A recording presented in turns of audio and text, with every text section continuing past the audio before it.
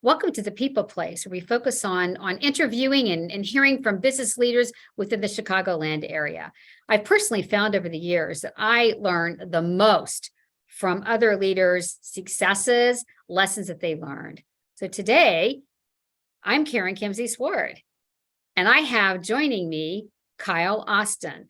Kyle is currently a senior director in R&D. He's a site leader of 2 sites within the Chicagoland area for Honeywell UOP. He's been with the company for over 31 years. Pretty impressive, Kyle. He has 3 US patents, 3 international patents, and 1 trade secret. So welcome today, Kyle, and I'm just excited to talk with you. Yeah, Karen, thanks for having me. Great. So why don't we start out with something pretty easy? How about that? Would you like to get started there? We'll start with 31 years. Impressive. So can you take us through some highlights of, kind of your career with Honeywell UOP? Yeah, absolutely. Straight out of college, had the opportunity with UOP here in Chicagoland. We have a lot of various perspectives or facets of our jobs, right? So the UOP way at the time and was to basically go overseas and spend time training and then work basically on the front lines and enable our designs and our technology and learn from that, and then come back into the headquarters here in Chicagoland area and be a part of that. So I traveled internationally for 8 years as what we call an instrumentation specialist. So I'm a chemical engineer by degree, but it's anything with wires. So that's what I started out. And I was a subject matter expert within the field, within some of our technologies and control systems, and then had the opportunity to make the switch over to the other side and turn into leadership. And so I've actually crossed over 31 years. So I've been 16 years now as a people manager. So made that switch and enjoy going to work every day. Love it. Love it. So if you think about, even making that switch, from one side to the basically the people side, probably the technical to the people side, right?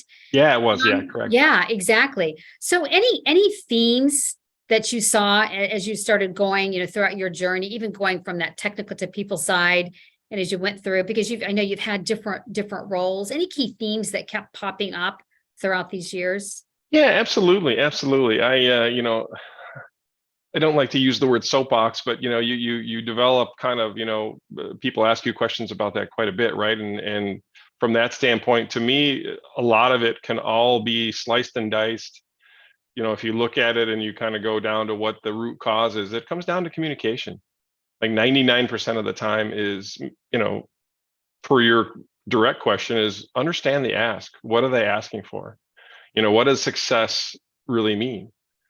And because the last thing you want to do is go through a project or a task or an opportunity, and it's not what, for example, leadership is looking for. Right. So you have to do that. The other thing is always take the opportunity to stretch. I was given a lot of opportunities and, crossing over to the management side, the people manager, gosh, I never thought that I was going to be technical my whole career. And for some people, that's absolutely perfect to do so. But to have that opportunity and stretch beyond your means, it's kind of scary, but you always want to be kind of at the edge, and that expands your own horizons. Right. What was the hardest part about going to the people side for you? Gosh, leaving Friday with peers, and then coming back on Monday as basically their leader, right? And it was daunting for me, to be honest. Is that, wait, now I'm them. I'm not we anymore, right? Right. From that standpoint.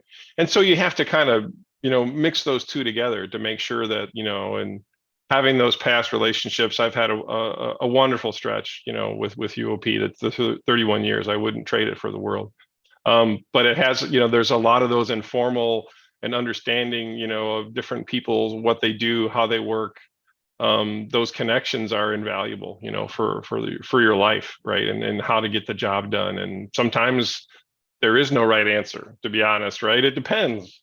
And so you need to work through that. So get started, start working on it, and pull in different folks to get their perspective. Yeah, and it's funny. There's no yes, there's training on leadership and everything, but Absolutely. that only goes so far. Yeah, There's yeah. there's the, okay, in it, and I'm sure that you've experienced a lot of highs and lows and mediums along the way and said, okay, I learned something from that, right?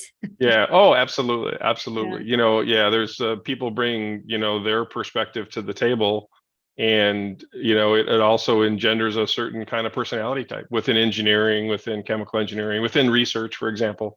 And and so being able to read that and respond to them so that they know clearly what you're asking for too is the other, it goes both ways, right? It's not only knowing what, and that's kind of where I'm at is from a leadership standpoint is I have to make sure that they understand what we need and they actually, bring it up and it works towards what we need to represent higher up.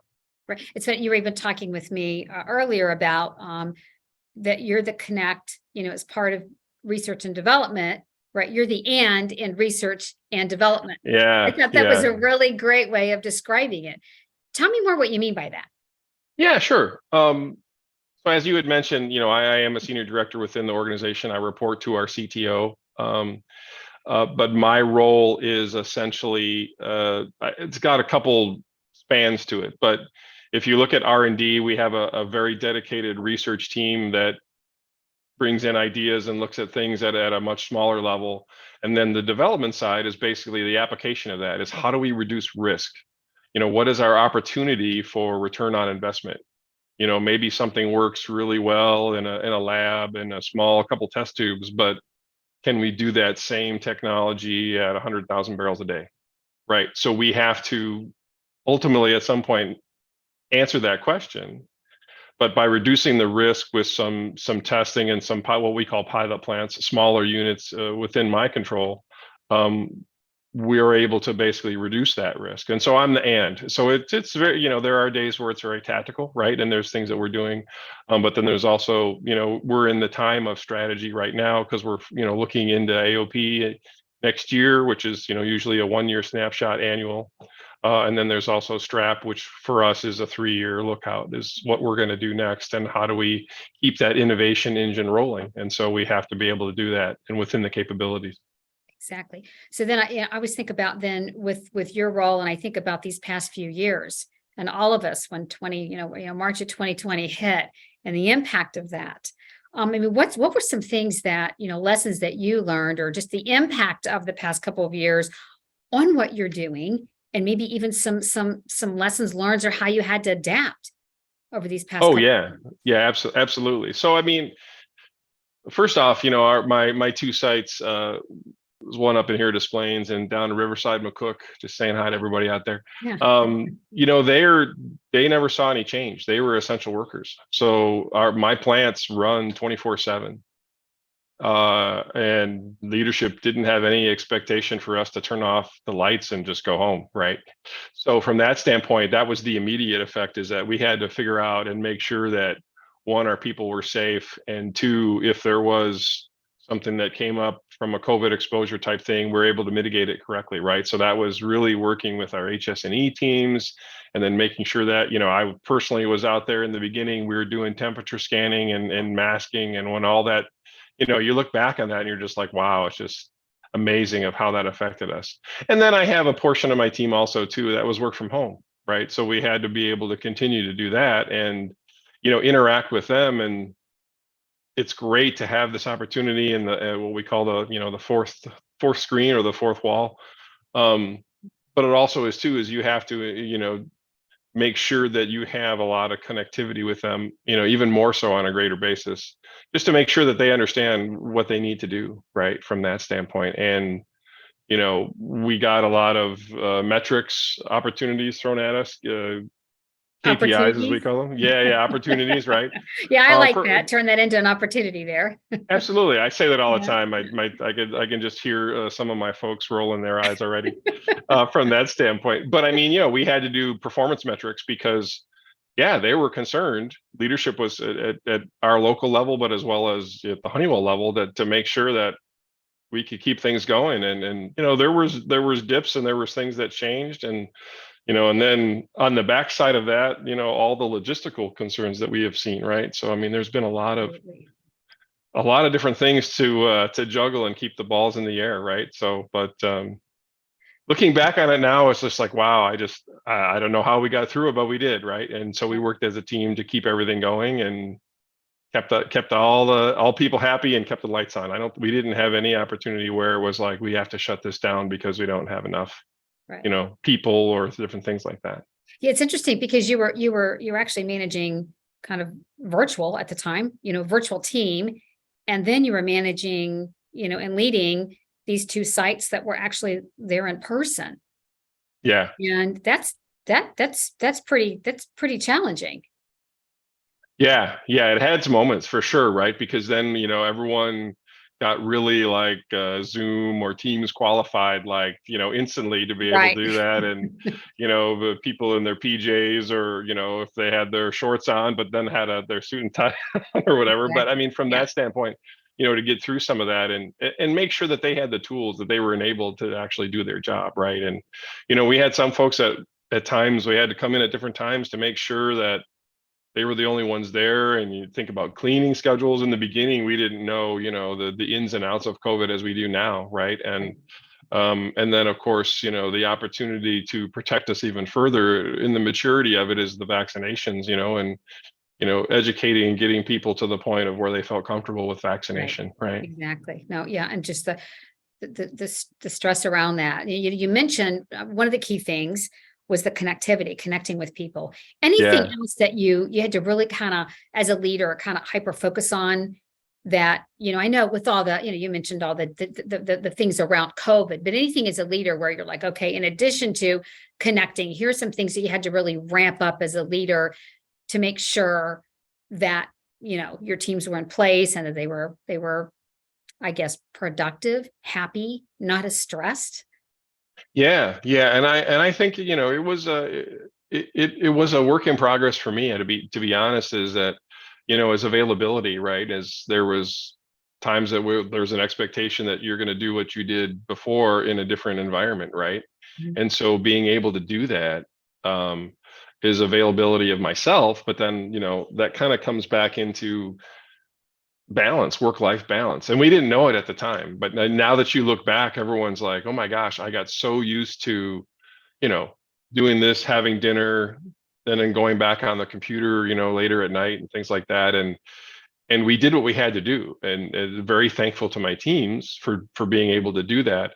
But then also too is like, okay, now that we've gotten out of the woods, we gotta dial it and get back into a better balance, right? And that's a Exactly. lot of that's a lot of reflection that comes backwards, right? Having the opportunity to say, nope, it's okay, shut it down. This can wait till Monday, right? So that's Or kind of what you do. Now, I was going to ask you, how are you helping your team get it back into balance? yeah, yeah. Leading by doing, it takes a lot, of opportunity to do that, to make sure if they don't see that, then they're not going to believe it either, right? And then there are times, right? There are always times where Right. we have to buckle down and then we have to do something off hours or late. We our teams also interact a lot with our global community, right? So we have global offices, and there are times where we have to take late calls or early calls.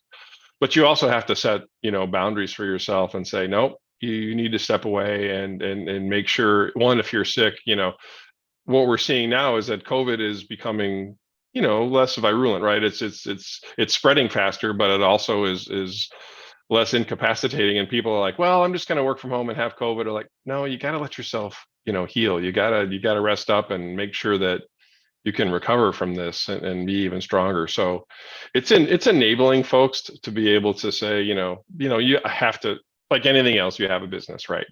There are Right. things that you have to do. It's end of month, like, right now, depending on when this comes out. But I mean, from that standpoint, there are things that still have to be done, but then you Exactly. also have to give them the opportunity to say, okay, let's, you know, I say unplug to be able to recharge, right? So it's kind of counter, Absolutely. it's just Yeah. the way you have to Yeah. do it.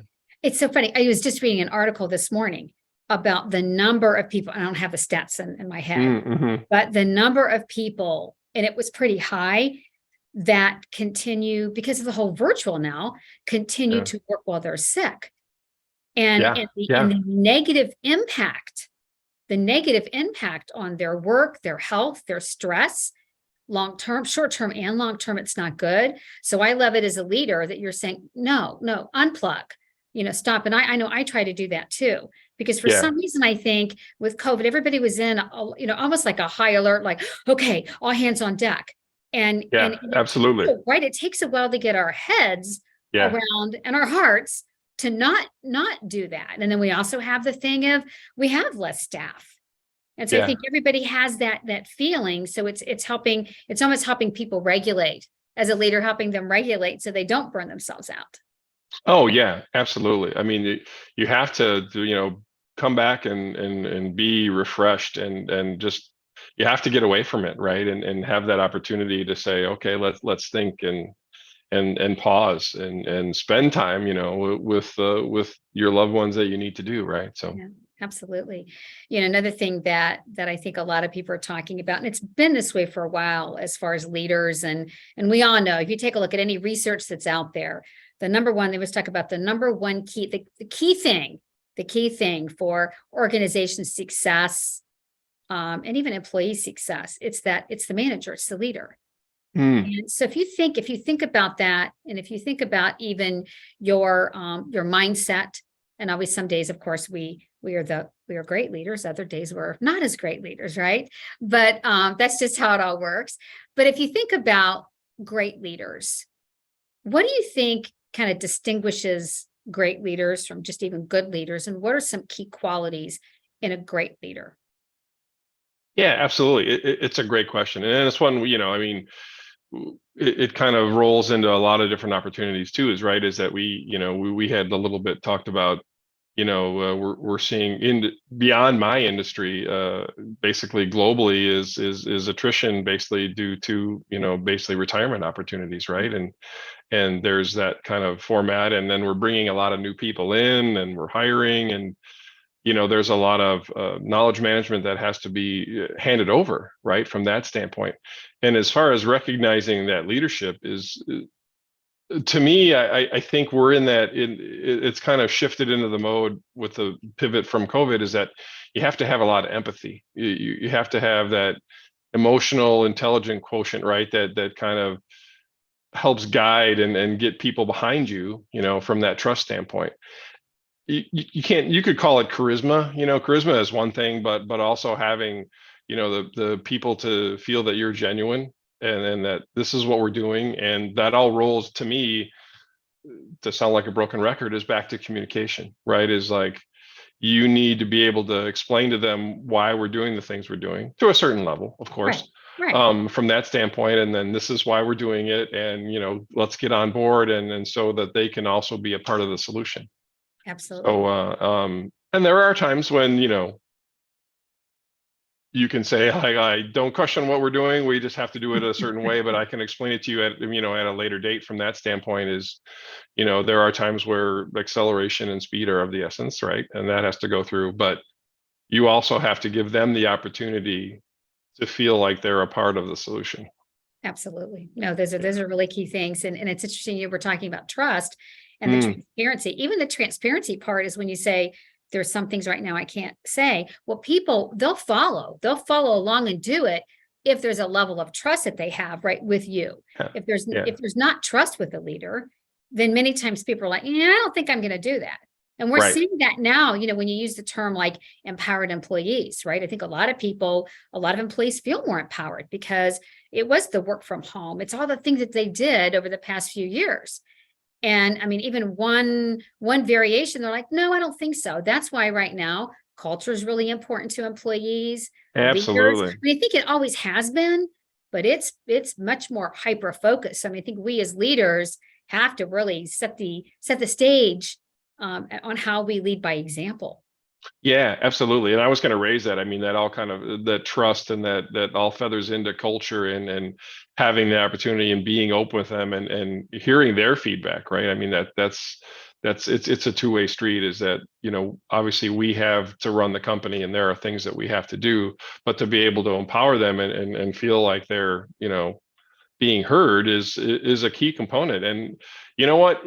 There are a lot of things that can be done, and there's it depends, as we say, but on the situation. But there are probably 4 or 5 key things of just working through, and like you have actually posted before, is active listening and being able to say that I hear you, and this is what we're going to do about it, and then taking action, right? Is being able to say, you said this, I did this, so it's kind of like empowering that whole relationship, right? Right. Because many times people they'll say something, they'll give feedback or ideas, and then the leader doesn't say anything. They just Yeah, ignore it. And I like what you said, where even if it's a respond no, it's something, and it's a conversation of why no versus just dead silence. Which yeah, is yeah. really, really Well, and, detrimental. and going back to your point, the scenario that you mentioned too is right. Is I don't have the opportunity, within my teams. I've got a lot of different functions within underneath me, and I don't interact with all of them every day, nor could I, right? I Right, mean, but right. there's a lot of touch point. But I mean, when you have those situations when they are so low, you want them, when they come to that decision point that you talked about, is that you want them to fall on the trust side. Do they trust me as a leader to make that right decision? And they can say either yes or no, right? And so that's kind of, as long as you have that opportunity and have your back, right? As we Yes. had mentioned too, is that we're on the same team, and we're together, and do what I need you to do, and I'll do what I need to do for you guys, right? Yeah. Type thing. Yeah. So Yeah. That is really important. having each Yeah, other's backs. having Okay. each So other back. what's the hardest thing about leadership that you find every day? The hardest thing. Oh gosh. For I will you, just for say, you I will personally. say, yeah, I will say in the immediate sense, and it's not just necessarily for me as well, but delegating and giving the opportunity to my team to actually flourish and show the sign is like, I know they've got a job to do. They know what they have to do, but there are things that come up all the time. And I was like, oh, I could just do this kind of real quick. And then you have to, pointedly stop and say, you know what, I'm going to give this to my team and let them take, the opportunity, because it's there for them. They know it more intimately. It's not like I would be getting in their way type of opportunity. So yeah, delegating, and it's not a delegating because I feel like, it's more towards the opportunity that I know that we're all very busy, Right. but we also have to give them the opportunity to do that. So it's just, I think it's just a mindset is that you have to do. I come from basically, or what my skill set is an execution background, right? So Right. I'll get it done. Hook or crook, we'll get it done by the way Yeah. we need to do it, and be able to set up and planning and doing scheduling. And yeah, it's there are times where I was like, okay, I'm going to give this to the team and let Yeah. them roll with it. And it's always been beneficial. It's Right. from that standpoint, is to give them, perspective and get perspective from them. We had talked about diversity, one of the things, I had a lot of exposure internationally, and I would fully recommend anyone uh, to be able to embrace culture. Now that if you can travel and have the opportunity to go overseas, fantastic, so be it. But also embracing culture locally is also an opportunity. Being aware of what people's backgrounds, where they come from, Mhm. is important. Right. And when we talk a lot about a culture and diversity, to me, I think it, with from where I grew up in the areas that I came from in Detroit, a lot of that was kind of baked in, and that was normal. So diversity of thought, though, is really the biggest opportunity. Is from an R&D standpoint on innovation, is like, how can we do something new and exciting and great, and people bring different perspectives to it all the time. It's a great opportunity to kind of like, oh, it's buckle down and let's figure out this situation. How do you, as a leader, how do you get that diversity of thought within a room? Any techniques that you use or anything that you use? Because sometimes it's hard to get that. It's hard to have people even set the culture for it. Yeah, it's giving people the opportunity, and there are several techniques, and we use them at different times throughout. You can have, breakout sessions or different opportunities from that standpoint, within the own team. It's giving them time and the opportunity to be open about let's be a little bit crazy and work backwards from that. We have processes that kind of break all of our ideas down into chunks and phases and what we need to do. That's certainly required, and that helps us reduce our risk for when we actually decide to fund a project. But you also have the opportunity to take it a step beyond and just think, you know, obtusely is like, within the teams that I've seen, once you set a parameter, there's really no, with given the time, you can actually figure something out almost very dramatically. There's a great opportunity. It's just that, is it the right time for an idea to come to fruition or not? That's Yeah. the other thing, is like, oh, we've got a great idea. And we've had great ideas in the past, but it just wasn't their time. Right. Right. So you try to put those on the shelf and say, when are we going to use these later? And that has played out for UOP, over many years. There are some things that we have done or looked at 20 years ago that now are all of a sudden are like, whoa, because we've taken that pivot because of COVID, because we've taken that pivot to, you can see it here, as sustainability, right? From that standpoint, it's really important to be able to do that and make sure that that knowledge management is retained and also, kept for a rainy day. Absolutely. One of the things with diversity of thought, you have processes, obviously. And then at the end of the day, too, you have teams working together many times, Yeah. and you have all these diverse ideas, or try to get any techniques that you find, so where people don't shut down other people's ideas, and that when you have that brainstorming going on, anything that you do to make sure that that someone's not shutting somebody down. Yeah, no, it's certainly something to have awareness of, and really to be clear in the beginning to say that, look, there's no bad idea. It just, it comes down to the fourth dimension, time. How long is it going to take? How long is it, when will it be something that's of value to us? What's our return on investment going to be? Is it really the right time globally for those different things? So I think we go out of we have a long process where we do basically technical reviews, where people come from all different walks of within our company and take a look at an idea and say, hey, have you thought about, this? Or then we also have a business review where we also kind of align that. That's kind of where our bread and butter Right. is. But then we also have breakouts, and because of being on that R&D side, I think it's something that needs to be refreshed all the time. But you also want to make sure that I think our team is very well poised and trained to have that, not shoot somebody down just because Yeah. it's, kind of an offhand remark or whatever. But there is really no bad idea or no bad question, right? Good. Good. So So that's setting the culture for that, right? yeah, Because absolutely. it's making sure that culture is there. Yeah. And it seems like what you do is you kind of set that up front. So then there's less opportunity for someone to kind of shoot it down. Because haven't you been in some meetings with, others, where you think of an idea, or someone thinks of an idea and so that's stupid. And then that person immediately shuts down. And I think sometimes just some of those people dynamics Yeah. can absolutely hurt innovation. Oh yeah. Yeah.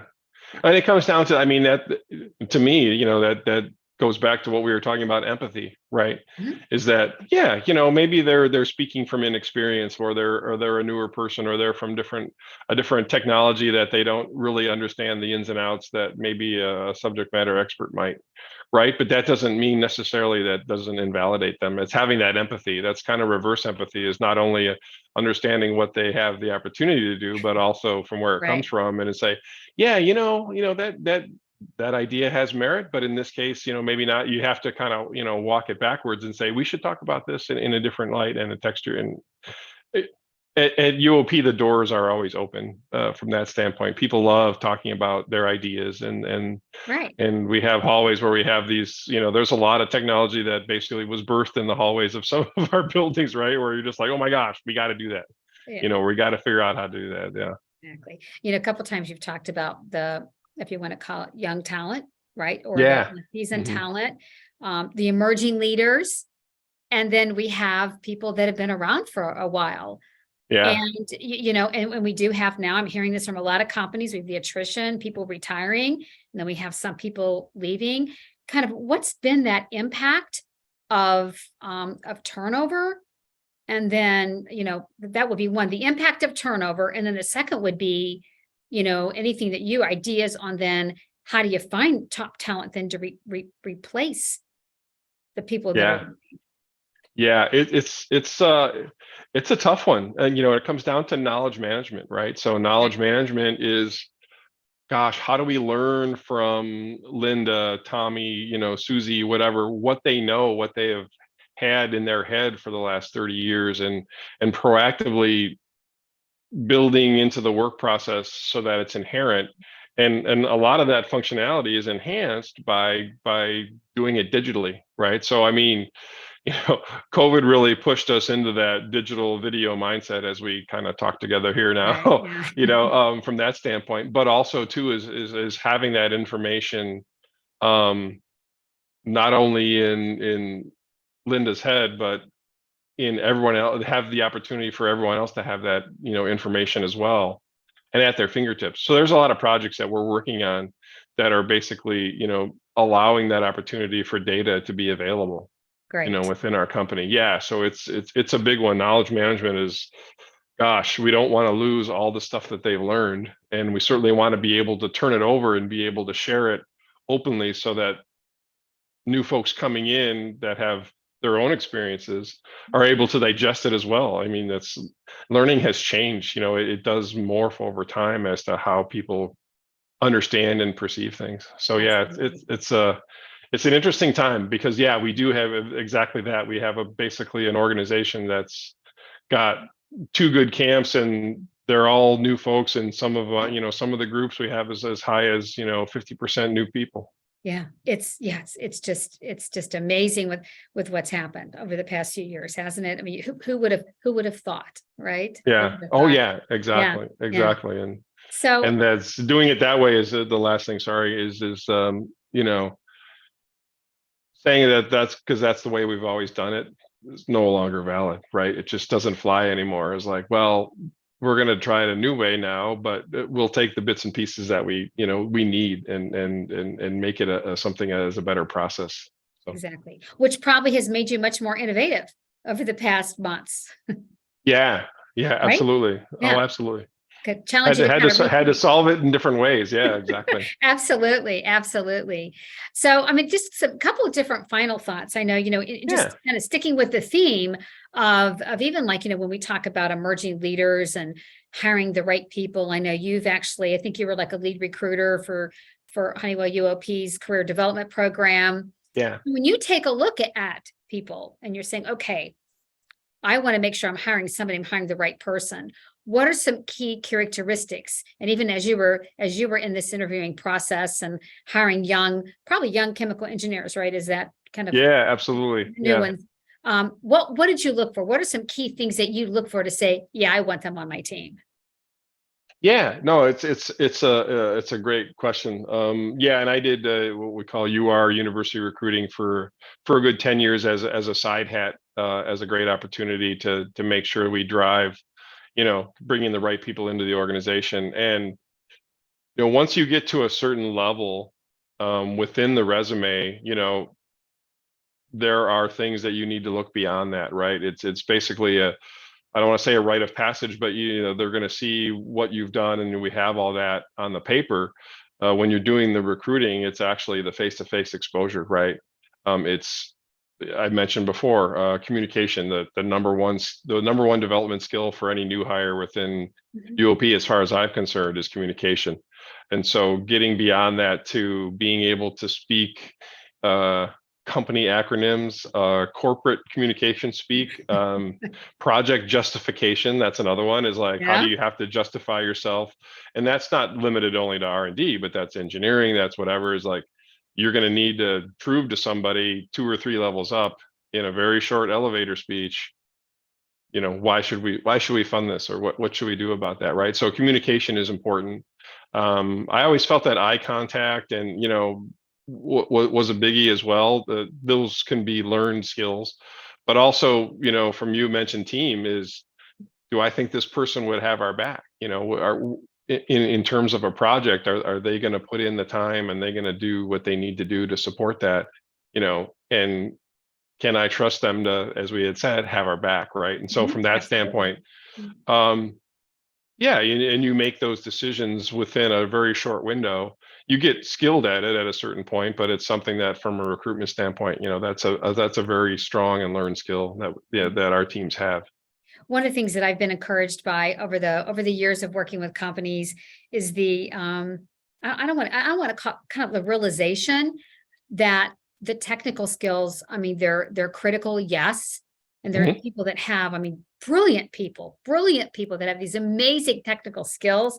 Yeah, And the realization by many companies that, yes, you need to also have the people skills, the communication skills, the getting along with others. It's you mentioned like the empathy, all those different pieces. And to me, it's yeah, so encouraging because I'm seeing more of that. And then it's really trying to also work with some of these emerging leaders, these people right out of the universities, to say it's great. You've gone through all this education, and you're exactly right. Those people skills, that EQ, the emotional intelligence, that can be learned. So yeah. it's almost Oh, yeah. putting it up there to say, okay, so as you're growing and going through the ranks and becoming a leader, focusing on those people skills as well as those technical skills, and really getting that message across. So I know a lot of companies are realizing that. And I don't know if that's kind of where it seems like that's where you are too as well. Oh, absolutely, absolutely. I mean, we have, some very key, some very, strong roles that have a very certain niche, technology set, right? But within that as well, is like you said, is like, plays well with others, right? Type Yes. of an opportunity is that you Right. have to be able to figure that out and see where that is going to be. And we do it at different levels. At UR level, it's usually more one-on-one, and then we bring in it for another round. For here in the Chicagoland area, it's typically a panel where we have the opportunity to ask questions and also read people, from that standpoint. And that's one of the things that, is you have to have on the recruiting side to be able to read that, response and see how that goes. But you're right. There is a certain level of, yeah, I work in a company where there are many, many, many much smarter people than me. And I have people for that, right? But from a leadership standpoint, I hope that I can give them the path forward and tell them how it needs to be done. So that's kind of the way that I see it. Okay. So one last question as we close this out. Yeah, What absolutely. what advice would you give to even, I think emerging leaders or really any leaders, just based on your experiences, what's some key advice you would give? Yeah, sure. Make sure you invest the time to get to know your people. Right. And I know it's different for different industries, but you really, the more that you have, um, back to all some of the topics that we've hit, the empathy, to be able to, and them to be able to trust you, and understand where you're coming from, what the needs of the project are really, really important. Second to none, it really has to be that, is that investing in your team, and letting them know that, they can, make some either decisions or whatever their needs are according to that is really important, right? Um, and that they feel trusted, right? And from that standpoint, is the more you put in, the more you're going to get back, right? From that standpoint, and being able to know that, oh yeah, this is working really well. We work as a group, and being able to see that is awesome. From hire to when they've actually, come into their own within the role is really awesome to see. I love you mentioning the trust, and it's the two-way trust. Yeah, Many times we absolutely. always talk about the one-way trust, but can I trust them? Well, they need to trust you too, right? Yeah, It's two ways. So I like that. I like that focus. Well, thank you so much. Thanks for spending time talking with me, and best of luck. Can't wait to see all yeah. the wonderful things you're doing and how many more patents, right, that you get approved. How about that? Yeah, absolutely, absolutely. Yeah, I really enjoyed the discussion. me too. It's Me it's too. it's a topic of great interest, and Yeah. and certainly to keep the next level out there. So yeah, Yeah. I appreciate the time. Sounds good. Thank you. All right, thanks. Bye.